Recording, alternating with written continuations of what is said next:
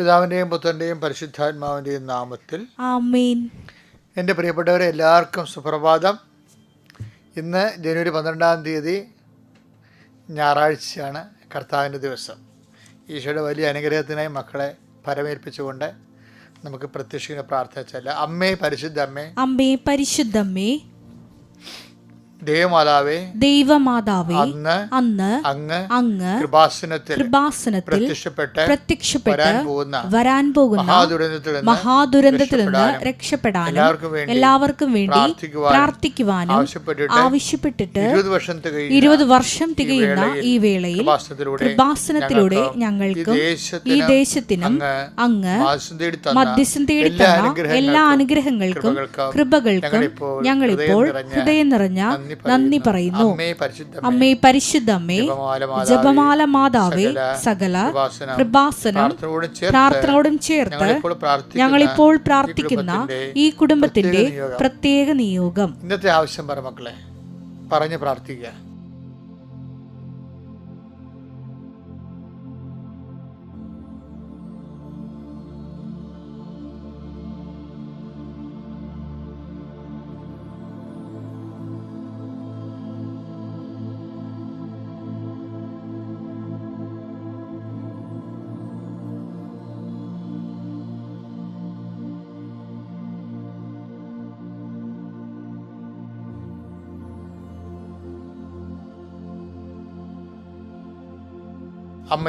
അമ്മയുടെ പ്രത്യക്ഷീകരണത്തിന്റെ ഈ ദ്വാദശക വേളയിൽ ഞങ്ങൾക്ക് സാധിച്ചു തരുവാൻ കനിയണമേ. ആമേൻ. വിശ്വാസ പ്രമാണം. സർവശക്തനായ പിതാവും ആകാശത്തിന്റെയും ഭൂമിയുടെയും സൃഷ്ടാവുമായ ദൈവത്തിൽ ഞാൻ വിശ്വസിക്കുന്നു. അവിടുത്തെ ഏകപുത്രനും ഞങ്ങളുടെ കർത്താവുമായ ഈശോമിശിഹായിലും ഞാൻ വിശ്വസിക്കുന്നു. ഈ പുത്രൻ പരിശുദ്ധാത്മാവിനാൽ ഗർഭസ്ഥനായി കന്യകാമറിയത്തിൽ നിന്ന് പിറന്ന് പൊന്തിയോസ് പീലാത്തോസിന്റെ കാലത്ത് പീഡകൾ സഹിച്ച് കുരിശിൽ തറയ്ക്കപ്പെട്ട് മരിച്ച് അടക്കപ്പെട്ട് പാതാളങ്ങളിൽ ഇറങ്ങി മരിച്ചവരുടെ ഇടയിൽ നിന്ന് 3-ാം നാൾ ഉയർത്ത് സ്വർഗത്തിലേക്ക് എഴുന്നള്ളി സർവശക്തിയുള്ള പിതാവായ ദൈവത്തിന്റെ വലതുഭാഗത്തിരിക്കുന്നു. അവിടെ നിന്ന് ജീവിക്കുന്നവരെയും മരിച്ചവരെയും വിധിക്കുവാൻ വരുമെന്നും ഞാൻ വിശ്വസിക്കുന്നു. പരിശുദ്ധാത്മാവിലും ഞാൻ വിശ്വസിക്കുന്നു. വിശുദ്ധ കത്തോലിക്കാ സഭയിലും പുണ്യവാന്മാരുടെ ഐക്യത്തിലും പാപങ്ങളുടെ മോചനത്തിലും ശരീരത്തിന്റെ ഉയർപ്പിലും നിത്യമായ ജീവിതത്തിലും ഞാൻ വിശ്വസിക്കുന്നു. ആമേൻ. സുഖസ്ഥനായ ഞങ്ങളുടെ പിതാവേ, അങ്ങയുടെ നാമം പൂജിതമാകണമേ. അങ്ങയുടെ രാജ്യം വരണമേ. അങ്ങയുടെ തിരുമനസ് സ്വർഗത്തിലെ പോലെ ഭൂമിയിലും ആകണമേ. അന്നു വേണ്ടുന്ന ആഹാരം ഇന്ന് ഞങ്ങൾക്ക് തരണമേ. ഞങ്ങളോട് തെറ്റ് ചെയ്യുന്നവരോട് ഞങ്ങൾ ക്ഷമിക്കുന്നത് പോലെ ഞങ്ങളുടെ തെറ്റുകൾ ഞങ്ങളോടും ക്ഷമിക്കണമേ. ഞങ്ങളെ പ്രലോഭനത്തിൽ ഉൾപ്പെടുത്തരുതേ, തിന്മയിൽ ഞങ്ങൾ രക്ഷിക്കണമേ. ആമേൻ. നന്മ നിറഞ്ഞ മറിയമേ, സ്വസ്തി. കർത്താവ് അങ്ങയുടെ കൂടെ സ്ത്രീകളിൽ അങ്ങ് അനുഗ്രഹിക്കപ്പെട്ടവളാകുന്നു. അങ്ങയുടെ ഉദരത്തിൻ ഫലമായി ഈശോ അനുഗ്രഹിക്കപ്പെട്ടവനാകുന്നു.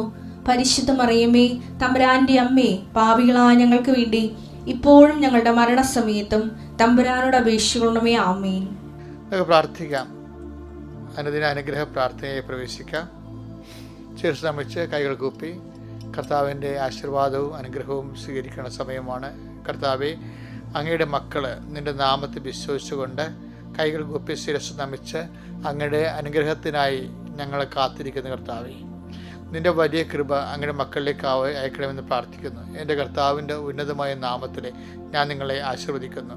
ഈ പ്രഭാതത്തെ ആശീർവദിക്കുന്നു. ഈ പ്രഭാതത്തിൻ്റെ എല്ലാ മനോവികാരങ്ങളുടെ കൂടെ കർത്താവ് നിങ്ങളെ ആശീർവദിക്കട്ടെ. രാത്രി ഉണ്ടായിരുന്ന ചില അനിഷ്ട സംഭവങ്ങൾ കാരണം ഹൃദയഭാരമുള്ളവരുണ്ടാകാം. ഏതെങ്കിലും ഫോൺ വിളി കേട്ടതിൻ്റെ പേരിൽ മനസ്സ് ഇടിഞ്ഞിരിക്കുന്നവരുണ്ടാകാം. അങ്ങനെയുള്ള എല്ലാ മക്കളും ആവശ്യമായ അനുഗ്രഹത്താൽ കർത്താവ് നിങ്ങളെ സന്ധിക്കുകയും നിങ്ങളെ സന്തോഷിപ്പിക്കുകയും നിങ്ങളെ ഉയർത്തി നിർത്തുകയും ചെയ്യട്ടെ. കർത്താവ് നിൻ്റെ തിരുമുറുവാർന്ന് വലതുകരത്ത മക്കളെ സ്പർശിക്കണമേ. അവിടെ യാത്രകളെ നീ ആശീർവദിക്കണമേ. അവിടെ സംരംഭങ്ങളെ നീ ആശീർവദിക്കണമേ. വീട്ടിൽ തന്നെ ചെയ്തു തീർക്കേണ്ട ഒത്തിരിയേറെ ജോലികളുണ്ട് ഈശോയെ. ഇന്ന് ഞായറാഴ്ചയായിട്ട് കുടുംബത്തിൽ തന്നെ പ്രാർത്ഥനയും മറ്റു കാര്യങ്ങളൊക്കെ ആയിട്ട് ഉത്തരവാദിത്വം ജീവിക്കുന്നവരുണ്ട്. പുറത്ത് പോകാൻ വേണ്ടി വെച്ച സമയങ്ങളായിട്ട് വന്നിട്ടുള്ളവരുണ്ട്. കർത്താവ് എവിടെ പോയാലും നിൻ്റെ ചൈതന്യത്തിൽ തന്നെ അവർ നിലനിന്ന് പോകാൻ ഇടയാക്കണം പ്രാർത്ഥിക്കുന്നു. എൻ്റെ കർത്താവിൻ്റെ ഉന്നതമായ നാമത്തിൽ സഭയുടെ അധികാരത്തിൽ കുരിശിൻ്റെ അടയാളത്തിൽ ദൈവശക്തിയായി ഞാൻ മക്കളെ ആശീർവദിക്കുന്നു. കർത്താവ്, ഈ ആഴ്ച മുഴുവനും വേണ്ട പണി അന്വേഷിച്ച് പോകാനുള്ള ആൾക്കാർ ഞായറാഴ്ച അങ്ങനെ പോകാറുണ്ട് ഈശോയെ. അങ്ങനെയുള്ള തൊഴിലന്വേഷണകരെ നീ ആശീർവദിക്കണേ പ്രാർത്ഥിക്കുന്നു ഈശോയെ. ജീവിത പങ്കാളികൾ അന്വേഷിച്ച് ഞായറാഴ്ചകളെല്ലാം ഇങ്ങനെ അന്വേഷിച്ച് പോകുന്നവരുടെ എണ്ണം കൂടുതലാണ്. ജീവിത പങ്കാളി അന്വേഷിച്ച് പോകുന്നവരുണ്ട് ഈശോയെ.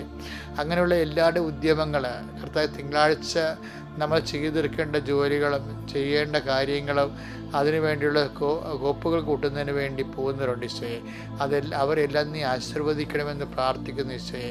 കുടുംബത്തിൽ തന്നെ കർത്താവെ, പല കാര്യങ്ങളും ഇങ്ങനെ മാസങ്ങളായിട്ട് ചെയ്യാതെ കൂട്ടിയിട്ടിട്ട് തലവേദന പിടിച്ച് കാണുമ്പോൾ ഉറക്കം വരും. പഠിക്കാത്ത ചാപ്റ്റേഴ്സ് കാണുമ്പോൾ ഉറക്കം തന്നെ കുഞ്ഞുങ്ങളെപ്പോലെ കർത്താവെ, ചെയ്തു തീർക്കാത്ത ജോലികൾ ഓർത്തിട്ട് കോട്ടുവായും ഉറക്കവും വരുന്നവരുണ്ട് ഈശോയെ. അങ്ങനെയുള്ളവർ എല്ലാ ജോലികളും പെട്ടെന്ന് ചെയ്ത് മാറ്റാൻ അവർ നീ പ്രത്യേകം അനുഗ്രഹിക്കണമെന്ന് പ്രാർത്ഥിക്കുന്നു. എൻ്റെ കർത്താവിൻ്റെ ഉന്നതമായ നാമത്തിൽ സമാധാനത ബന്ധുക്കളെ കാണുന്നതിന് വേണ്ടിയും സ്വന്തപ്പെട്ടവരെ കാണുന്നതിന് വേണ്ടിയും രോഗികളെ കാണുന്നതിന് വേണ്ടിയും ഇന്ന് യാത്ര തിരിക്കുന്നുണ്ട് ഈശോയെ. ആ യാത്രകളെല്ലാം മംഗളമായിരിക്കാൻ വേണ്ടിയും അവർക്ക് ചെന്നെത്തുന്ന സ്ഥലങ്ങളിൽ കർത്താവിൻ്റെ കൃപയാൽ അവർ നിറയപ്പെടാൻ വേണ്ടിയും അവർ അഭിവാദനം ചെയ്യുമ്പോൾ എലിസബത്തിനും മറിയം അഭിവാദനം ചെയ്തതുപോലെ അവരുടെ ഹൃദയത്തിൽ ദൈവത്തിൻ്റെ ചൈതന്യം തുള്ളിച്ചാടാൻ വേണ്ടി ഇടയാക്കാൻ വേണ്ടി മാത്രം പ്രാർത്ഥന വ്യാപരിക്കാൻ അങ്ങനെ മക്കളെ സഹായിക്കണം പ്രാർത്ഥിക്കുന്നു. കർത്താവ്, ദീർഘനാളായിട്ട് കർത്താവ് ഉത്തരം കിട്ടാത്ത ചോദ്യങ്ങൾ കർത്താവ് ഇന്ന് നീ ഉത്തരം നൽകണമെന്ന് പ്രാർത്ഥിക്കുന്നു.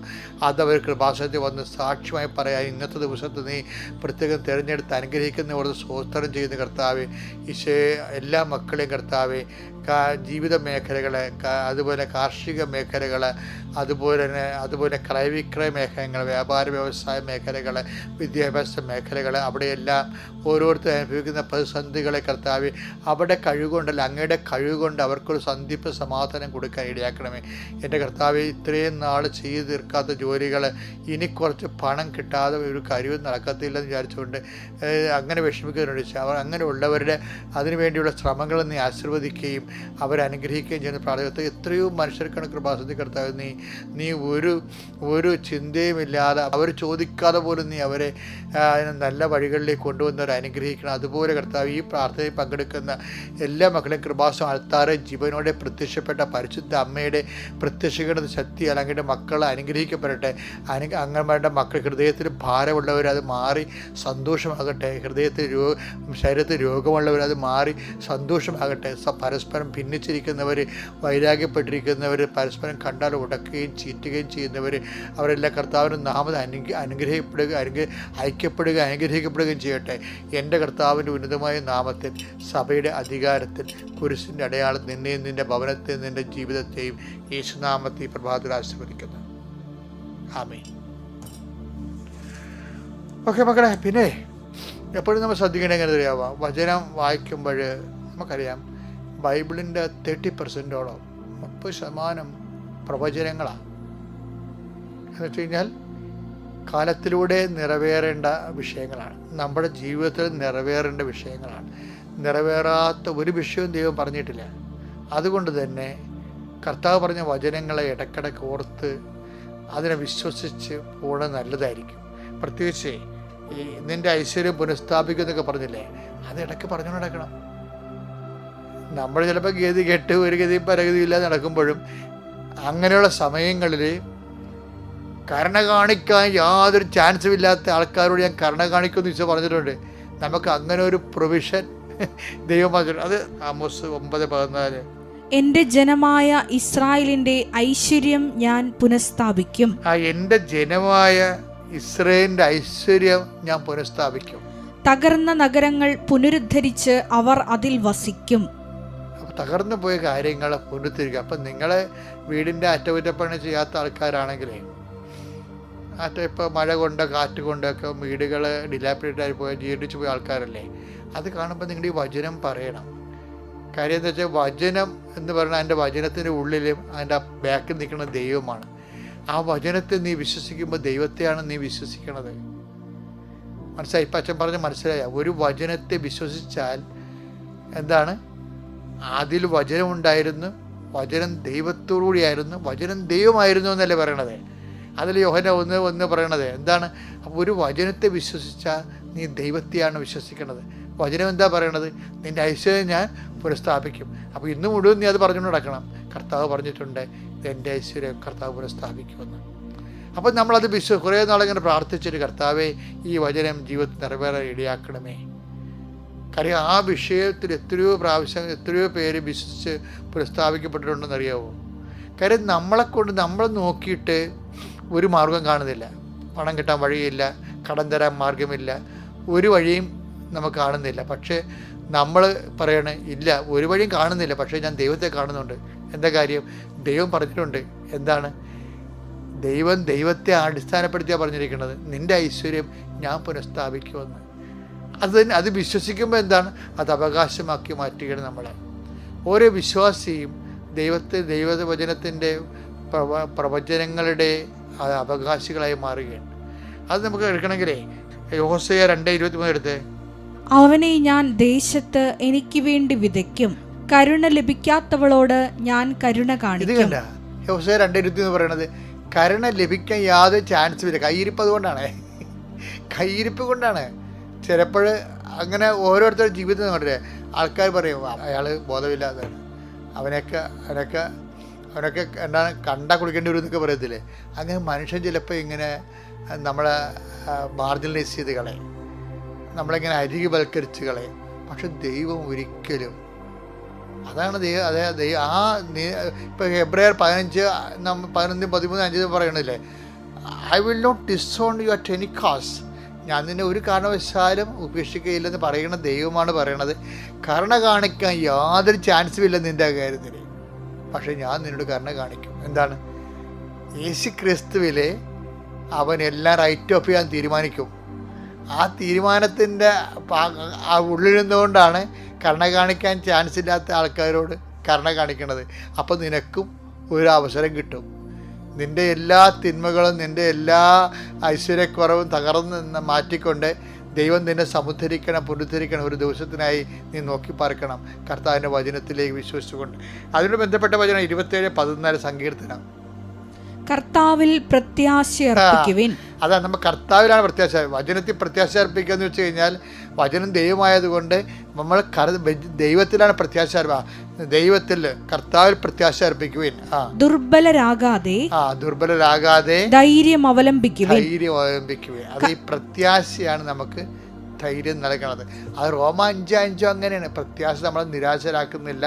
നമ്മൾ ചിന്തിക്കുന്ന പരിശുദ്ധാത്മാവ് ദൈവത്തിൻ്റെ സ്നേഹം എന്താ നമ്മൾ അറിയുന്നതിന് മുമ്പ് പൗലോസ് പറയുന്ന പോലെ കഷ്ടത സഹനശീലം ആത്മധൈര്യം തരുന്നതാണ്. അപ്പോൾ ഈ ആത്മധൈര്യം എന്ന് പറഞ്ഞാൽ എന്തിനെ അടിസ്ഥാനപ്പെടുത്തിയാണ്? ദൈവത്തിൻ്റെ കരുണ അർഹിക്കാത്തവരോട് ഞാൻ കരുണ കാണിക്കുമെന്ന് പറഞ്ഞ ദൈവം നിനക്ക് വേണ്ടി കരുണയുമായി നിൻ്റെ ഐശ്വര്യവുമായി നിൻ്റെ മുമ്പിൽ ഇന്നല്ലെങ്കിൽ നാളെ കടന്നു വരും. അത് നിനക്ക് ഓഹരിയാകാൻ അവകാശമാകാൻ നീ വിശ്വസിച്ച് കാത്തിരിക്കുക. Praise the Lord.